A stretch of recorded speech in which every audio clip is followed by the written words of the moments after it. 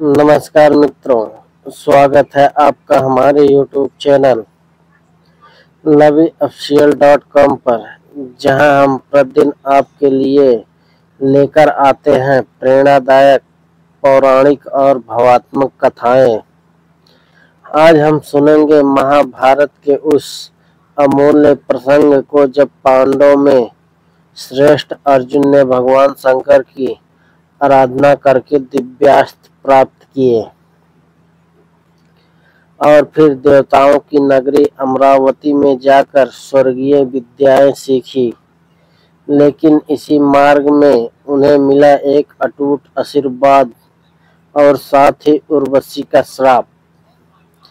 One के शांत वातावरण में, हिमालय की गोद में, जहां सरिता मंद मंद कलकल बह रही थी और वृक्षों के बीच से आती हुई सूर्य की किरणें एक अद्भुत आभा बिखेर रही थी, वहीं वीर अर्जुन ने अपना स्थान बनाया। अर्जुन ने संकल्प लिया, मैं भगवान शंकर की कठोर तपस्या करूंगा और उनसे वह दिव्य अस्त्र प्राप्त करूंगा जिसके सहारे अधर्म का विनाश और धर्म की स्थापना कर सकूं।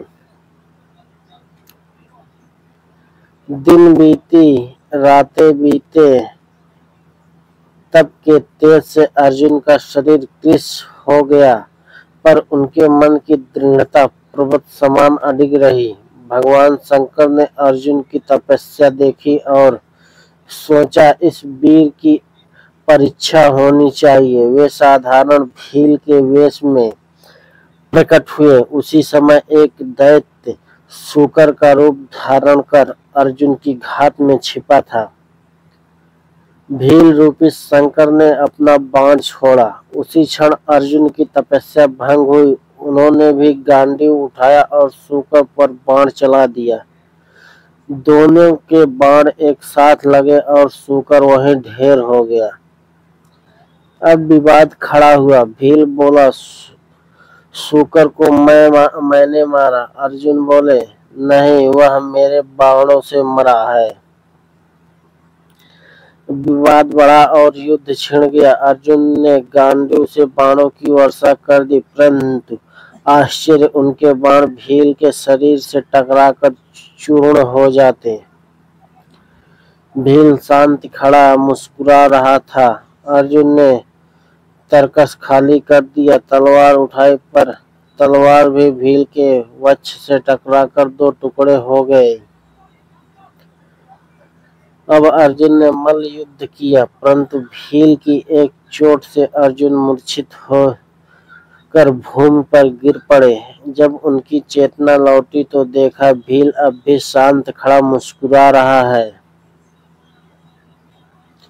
अर्जुन को आश्चर्य हुआ।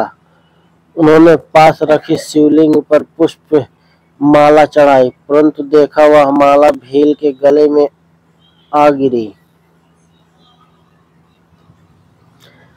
अब अर्जुन समझ गए, यह कोई साधारण भील नहीं, यह स्वयं भगवान शंकर है। वे झटपट उनके चरणों में गिर पड़े। भील का रूप त्याग कर भगवान शंकर प्रकट हुए। उनके जटाजूट से गंगा की धारा बह रही थी। नेत्रों में अग्नि और करुणा दोनों साथ झलक रहे थे। भगवान शिव बोले, पार्थ, तुम्हारी तपस्या और पराक्रम से मैं प्रसन्न हूँ। तुम्हें देता हूँ यह पशुपता अस्त्र, जो त्रिलोक में अद्वितीय है। यह अस्त्र किसी भी शत्रु को परास्त करने में समर्थ होगा। अर्जुन ने कृतज्ञ होकर प्रभु को प्रणाम किया। भगवान शंकर के अंतर्ध्यान होते ही वहां वरुण, यम, कुबेर, गंधर्व और स्वयं इंद्रदेव अपने अपने वाहनों पर आए। यम बोले, अर्जुन, तुम नर अवतार हो और श्री कृष्ण नारायण के अवतार हैं। साथ मिलकर तुम पृथ्वी का भार कम करोगे। सभी देवताओं ने अर्जुन को दिव्य अस्त्र और अलौकिक शक्तियां प्रदान की। अर्जुन की आंखें कृतज्ञता और गर्व से भर गई।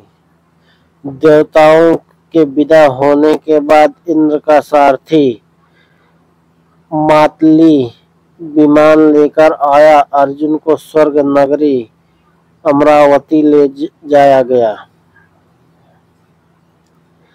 अमरावती जहां हर ओर दिव्य गंध, स्वर्णिम महल और अप्सराओं का नृत्य। देवेंद्र इंद्र ने अर्जुन को अपने पास आसन दिया। अर्जुन ने वहां दिव्य अस्त्रों की प्रयोग विधि सीखी, साथ ही गंधर्व चित्रसेन से संगीत और नृत्य की कला प्राप्त की। एक दिन चित्रसेन अर्जुन को नृत्य की शिक्षा दे रहे थे। उसी समय अप्सरा उर्वशी वहां आई। उसने अर्जुन को देखा और मोहित हो गई। निज अंतःकरण में प्रेम की लहरें उठी। रात्रि में वह अर्जुन के पास आई और बोली, हे अर्जुन, आपको देखकर मेरे हृदय में प्रणय जागृत हुआ है। मेरे साथ विहार कीजिए। अर्जुन ने विनम्र भाव से उत्तर दिया, हे देवी, हमारे पूर्वज पुरुरवा ने आपसे विवाह करके हमारे वंश का गौरव बढ़ाया था। आप पुरुवंश की जननी है, अतः आप मेरी माता के तुल्य हैं। मैं आपको प्रणाम करता हूँ। यह सुनकर उर्वशी का हृदय क्रोध और अपमान से भर गया। उसने कहा, हे अर्जुन, तुमने नपुंसक जैसे वचन कहे, अतः मैं तुम्हें श्राप देती हूँ। तुम 1 वर्ष तक पुंसत्वहीन रहोगे। अर्जुन ने धैर्य से यह श्राप स्वीकार किया। जब इंद्र को यह बात पता चली तो उन्होंने अर्जुन को समझाया, वत्स, तुमने जो आचरण किया वह उचित और धर्म सम्मत था। उर्वशी का यह श्राप वास्तव में एक आशीर्वाद है। अज्ञातवास के समय तुम्हें यही श्राप काम आएगा। उस समय तुम नपुंसक रहकर शत्रुओं से छिपे रह सकोगे। अर्जुन ने कृतज्ञ होकर पिता इंद्र को प्रणाम किया।